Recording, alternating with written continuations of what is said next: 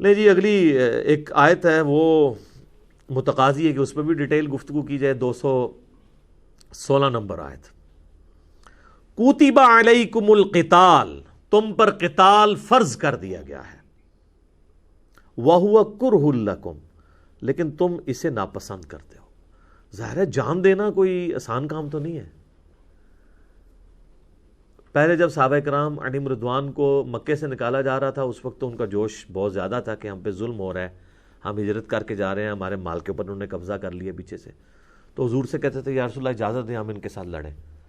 تو سورہ نساء کے اندر آیا کفوا ایدیکم، ہم نے اس وقت یہ نازل کیا تھا اپنے ہاتھوں کو بندھا رکھو، ابھی موقع نہیں ہے، ورنہ وہ مختصر جماعت تھی، اللہ تعالیٰ ختم کروا دیتا اگر اللہ تعالیٰ کی مشیت میں ہوتا۔ قرآن حکیم میں یہ ٹاپک کئی جگہ آیا کہ اللہ نے کافروں کے ہاتھ تم سے روک کے رکھے، ورنہ تو تم بڑی مختصر جماعت ہے مکے میں، وہ تمہیں ختم بھی کر سکتے تھے۔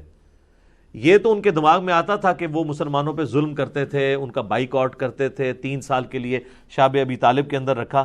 یہ ان کے دماغ میں نہیں آتا تھا کہ ان کو قتل کر دیں، ورنہ 125 مسلمان ہی تھے نا 13 سالہ زندگی میں۔ وہ ہجرت بھی کرنے کے لیے جب نکلے ہیں تو اس وقت بھی ایسا جو ان کو قتل نہیں کیا گیا، یہ ضرور ہے کہ ان کو ٹانٹ کیا گیا، ذہنی طور پہ اذیت دی گئی۔ وہ تو جب سارے چلے گئے، نبی علیہ السلام پہ ضرور قاتلانہ حملے کی کوشش ہوئی، تو آپ علیہ السلام حضرت ابوبکر صدیق کو لے کے نکلے اور سیدنا علی کو امانتیں واپس کرنے کے لیے اپنے بسترے پہ لٹا کے گئے۔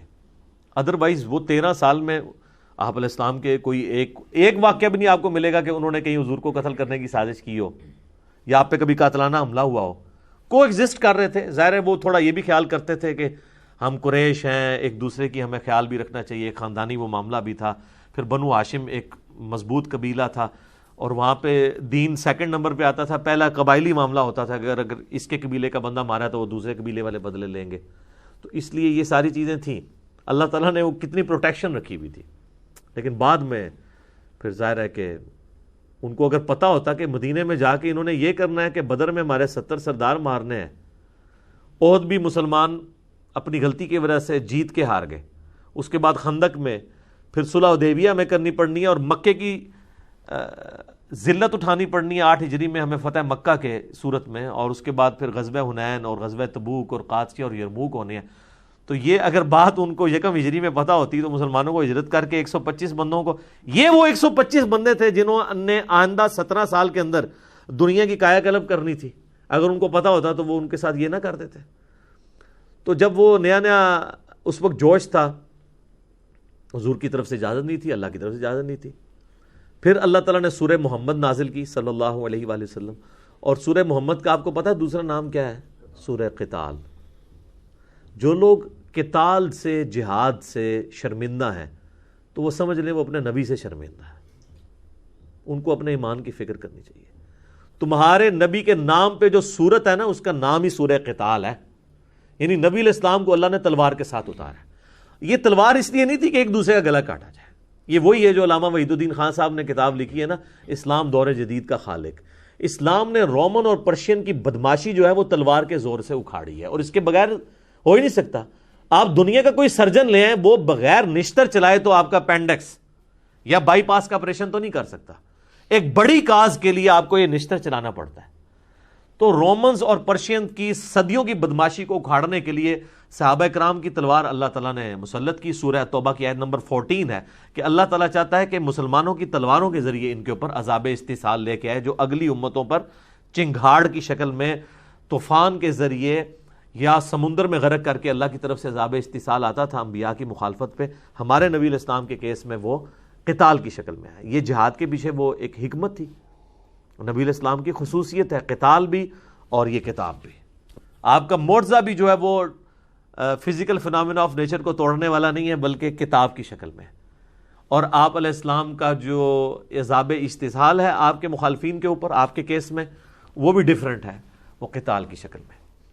اسی میں میرا مسئلہ نمبر 85 ہے، قرآن اور قتال ہمارے محبوب صلی اللہ علیہ وآلہ وسلم کی 2 خصوصیات۔ تو بعد میں جب قتال کا حکم آیا تو پھر ظاہر ہے ہر بندہ تو مرنے کے لیے تیار نہیں ہوتا، تو اللہ تعالیٰ فرما رہا ہے کہ تمہیں اب یہ برا لگ رہا ہے کہ جان بھی دینی پڑے گی۔ اس ٹائم جب بندے کو غصہ ہوتا ہے نا تو اس وقت تو بندہ کہتا ہے یا میں خود مر جاؤں یا اس کو مار دوں، لیکن جب مدینے میں جا کے رک گئے، سٹیبل لائف ہو گئی، آہستہ آہستہ دکھ درد بھی بھولنے شروع ہو گئے، تو وہ جہاد کا جو تڑپ ہے وہ ٹھنڈی پڑ گئی. اب یہ آیات اس وقت نازل ہو رہی ہیں کہ ابھی غزوہ بدر بھی نہیں ہوا, یہ ذہن میں رکھیے گا. صحابہ کرام کو تو پتہ ہی نہیں تھا کہ ہم نے کون کون سی, وہ جو ڈاکٹر اقبال جواب شکوہ میں شکوہ کے اندر کہتے ہیں نا, ہم جو جیتے تھے تو جنگوں کی مصیبت کے لیے. یعنی مسلمان تو جنگوں کی مصیبت کے لیے جیتے رہے نا. آپ دیکھیں کچھ سکون کی زندگی تو بیچاروں کی نہیں رہی ہے. 2 ہجری کے اندر بدر لڑنی پڑی, 3 میں احد, اور 5 کے اندر خندق, اور 6 میں بھی جنگ ہوتے ہوتے بچی صلح حدیبیہ ہوگی, 7 میں غزوہ خیبر, 8 میں جو ہے وہ فتح مکہ, اور 8 ہی میں غزوہ حنین جس میں مسلمان 12,000 کے لشکر میں صرف 80 بندے حضور کے ساتھ رہ گئے تھے. بخاری مسلم میں آتا ہے. اتنے وہ تیر انداز تھے قبیلہ حوازن کے لوگ, اتنی مشکل اٹھانی پڑی. پھر 9 کے اندر تبوک کے لیے رومن امپائر کو کتنا جیش العسرہ تھا, بڑی تنگی والا جہاد تھا. پھر اس کے بعد قادسیہ اور یرموک, اور پھر رومنز کے ساتھ مسلسل جنگیں. تو وہ تو ہم جو جیتے تھے تو جنگوں کی مصیبت کے لیے. تو صحابہ نے تو ابھی سوچا بھی نہیں تھا کہ یہ قتال کی جو بات ہو رہی ہے, یہ تو اس کے پیچھے یہ وہ جسے کہتے ہیں نا ایک دم دکھائی جا رہی ہے جس کے پیچھے اتنا بڑا ہاتھی ہے کہ ابھی تو کتنی جنگوں آنے والی ہیں. تو تم تو کراہت کرتے ہو. وَعَسَىٰ أَن تَكْرَهُوا شَيْئًا وَهُوَ خَيْرٌ لَكُمْ, اور ہو سکتا ہے کہ جس چیز سے تم کراہت کر رہے ہو اس کے اندر تمہاری خیریت چھپی ہوئی ہو. وَعَسَىٰ أَن تُحِبُّوا شَيْئًا, اور عین ممکن ہے کہ جس چیز سے تم محبت کر رہے ہو وَهُوَ شَرٌّ لَكُمْ, اس کے اندر تمہارے لیے شر چھپا ہوا. وَاللَّهُ يَعْلَمُ وَأَنْتُمْ لَا تَعْلَمُونَ, اللہ جانتا ہے اور تم نہیں جانتے. مستقبل اللہ فورسی کر رہا ہوتا ہے, اس کو تو نظر آ رہا ہوتا ہے. اس شر میں سے کیا خیر نکلنے والا ہے کسی کو نہیں پتا. تو اللہ تعالیٰ ہمارا یہ جو قتال ہے, اللہ نے تو تمہارے ذریعے ایک امت اٹھانی ہے, اور پھر تمہارے نام اعمال میں ہزاروں سال کے لاکھوں لوگوں کے مسلمانوں کی نیکیاں تمہارے نام اعمال میں ظاہر ہے. صحابہ کی قربانیوں سے سب کچھ ہوا ہے نا. آج بھی ہم جو نیکیاں کر رہے ہیں ان کے نام اعمال میں ثواب جا رہا ہے, جنہوں نے انیشلی محنت کی تھی. تو اس کے اندر وہ خیر چھپا ہوا ہے جو تمہیں نظر نہیں آ رہا. اور یہ ایک جنرل رول بھی ہے, دنیا میں بھی آپ کو جو شر پہنچتا ہے نا اس کے اندر خیر چھپا ہوتا ہے. اگر کوئی خیر بھی نہ ہو, ایک خیر تو ہے جو بخاری اور مسلم میں حدیث ہے کہ مسلمان کو کوئی دکھ, درد یا اندیشہ بھی پہنچے, حتیٰ کہ اس کے پاؤں میں کانٹا چبھ جائے, اس کے بدلے اللہ تعالیٰ اس کے گناہوں کو معاف کر دیتا ہے. اور ابو داؤد ترمذی کے اندر حدیث ہے کہ اللہ تبارک و تعالیٰ اپنے نیک بندے کو اس حال میں موت دیتا ہے کہ اسے دنیا میں تکلیف سے گزارتا ہے, اور اتنی تکلیف سے گزارتا ہے کہ حتیٰ کہ جب اس کی موت کا وقت قریب آتا ہے تو وہ بالکل صاف ستھرا ہوتا ہے, اللہ تعالیٰ اسے اٹھا لیتا ہے, آخرت کی ہمیشہ کی کامیابی اسے مل جاتی ہے. تو یہ تکلیفیں دنیا میں آنی ہے, یہ تو اللہ تعالیٰ نے وَلَنَبْلُوَنَّكُمْ بِشَيْءٍ مِّنَ الْخَوْفِ وَالْجُوعِ وَنَقْصٍ مِّنَ الْأَمْوَالِ وَالْأَنفُسِ وَالثَّمَرَاتِ, یہ تو ضرور آزمانا ہے اللہ نے, یعنی یہ اپنا رول طے کر دیا. اور اس کے اندر پھر خیر بھی چھپی ہوئی ہوتی ہے. آپ اپنی زندگی میں دیکھ لیں کہ آپ کے ساتھ کئی ایک حادثات ہوئے ہوں گے اور اس کے ساتھ خیر جڑی ہوگی. اِنَّ مَعَ الْعُسْرِ يُسْرًا, ہر مشکل کے ساتھ آسانی جڑی ہوئی ہوتی ہے. کنزیکٹو ساتھ پیرلل میں بھی چل رہی ہوتی ہے, فوراً بعد بھی آ سکتی ہے. ربنا آتینا فی الدنیا حسنہ وفی الآخرۃ حسنۃ وقنا عذاب النار, یہی تو ہے دنیا اور آخرت میں بھلائی ہیں. دنیا میں بھلائی یہی ہے کہ آپ کو اللہ تعالیٰ صبر دے دیتا ہے, اللہ پہ جو یقین ہے وہ آپ کو تکلیف جھیلنا آسان کر دیتا ہے. تو بعض اوقات انسان کے لیے کسی مصیبت کے اندر خیر چھپی ہوتی ہے لیکن اسے پتہ نہیں ہوتا, اور بعض اوقات کسی خیر کے اندر مصیبت ہوتی ہے اسے پتہ نہیں ہوتا. تو مطلب یہ ہے کہ تمہارا ایٹیچیوڈ یہ ہو کہ واللہ یعلم وانتم لا تعلمون, اللہ جانتا ہے تم نہیں جانتے, لہٰذا اللہ کی رضا پہ راضی رہو. اور کیا کہو, انا للہ و انا الیہ راجعون. یار سب سے بڑی چیز اپنی جان ہے نا.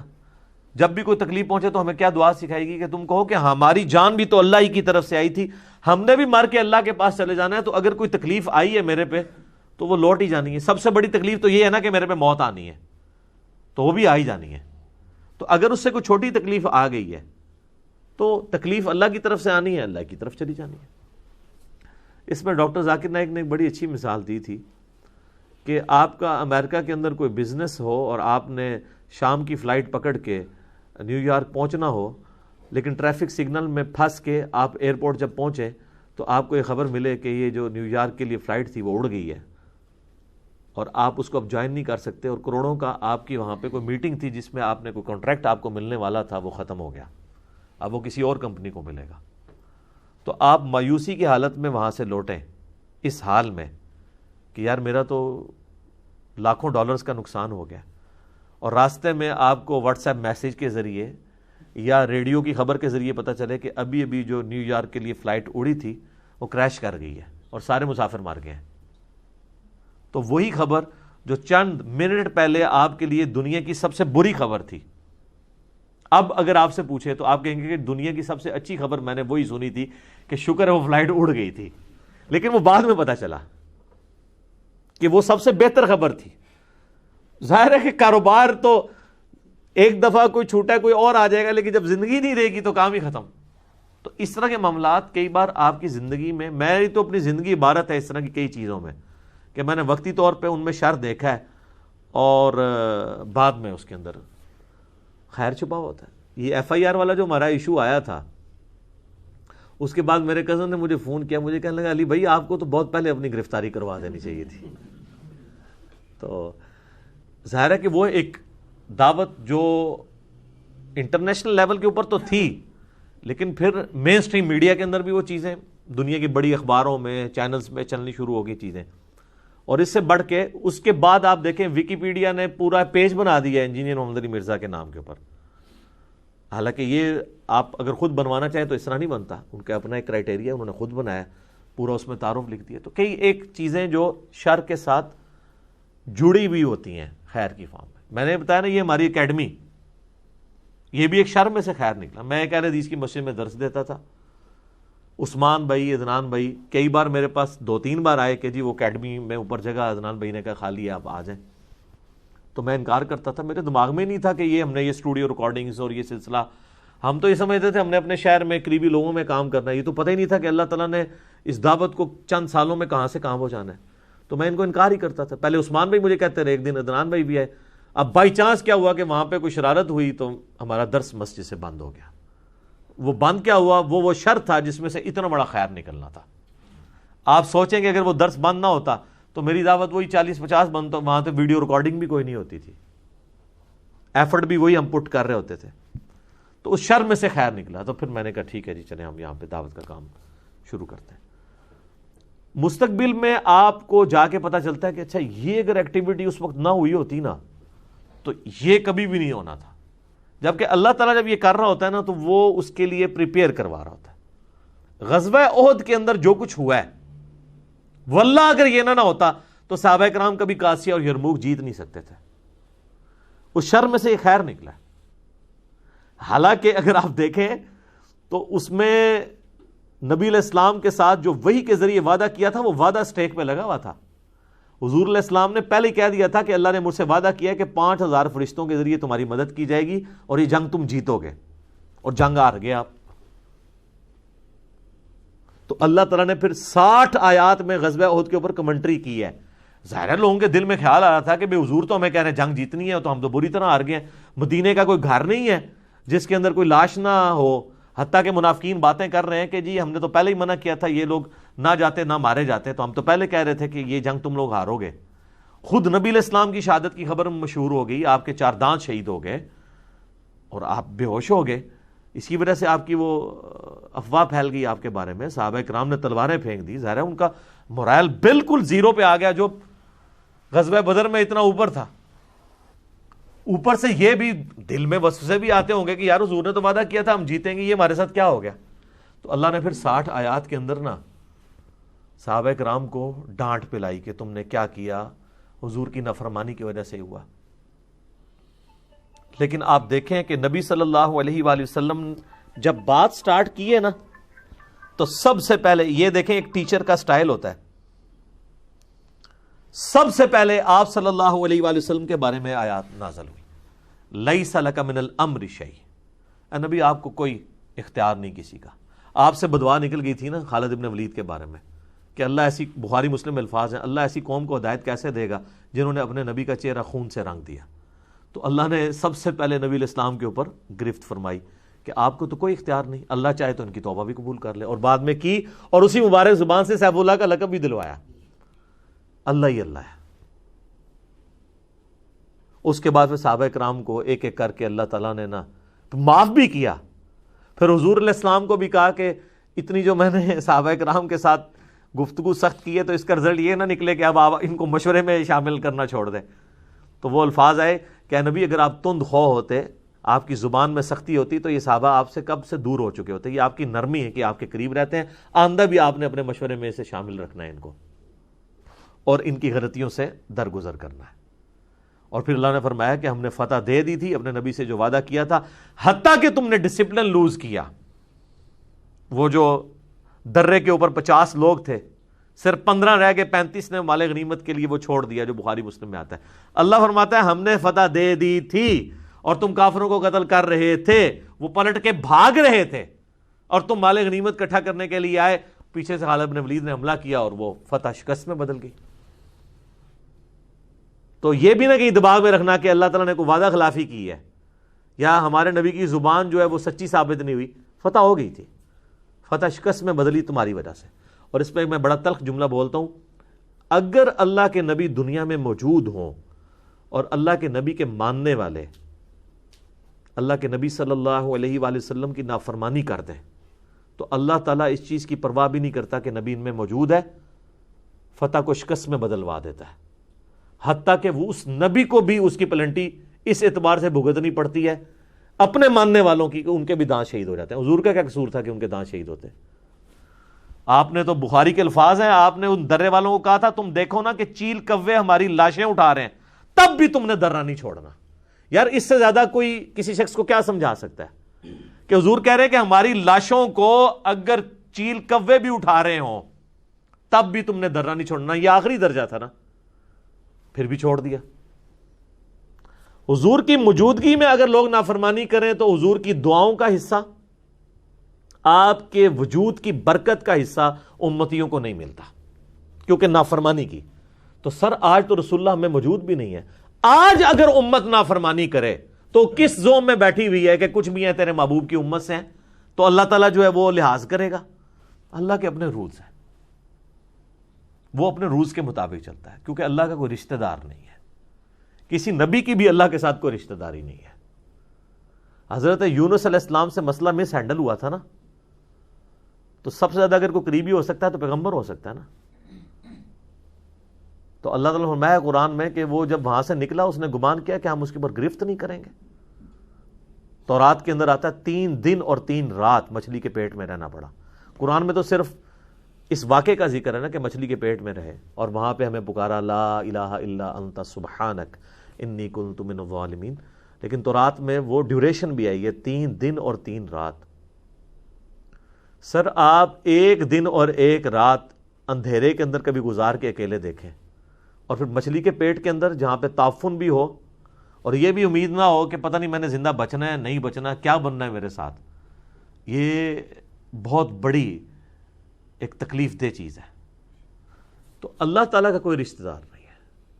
اللہ تعالیٰ اپنے معاملات کے اندر بالکل کلیئر ہے. تو قتال سے یاد آیا کہ قتال والے معاملے میں اگر کسی کو کوئی وہم بھی ہے کہ اس کے ذریعے جو ہے وہ پتہ نہیں میرے ساتھ کیا بنے گا, تو اس کے اندر اللہ نے خیر چھپایا ہوا ہے. یعنی تعویل خاص کے اعتبار سے قتال کے بارے میں, ویسے یہ جنرل چیز ہے کہ شر کے اندر خیر چھپا ہوا ہوتا ہے, اور بعض اوقات کوئی خیر ہوتا ہے نا, وہ آپ خیر اس کے سمجھ رہے ہوتے ہیں, اس کے اندر شر ہوتا ہے.